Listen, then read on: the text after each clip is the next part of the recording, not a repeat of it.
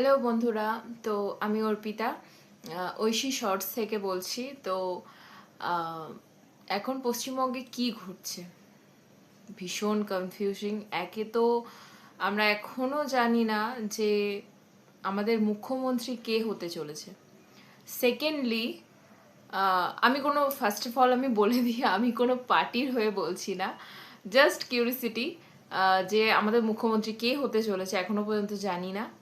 আর second, এটা কি হচ্ছে, মানে আমাদের মমতা দিদি বলছে নাকি আমি সিট ছাড়বো না, আমি হারিনি।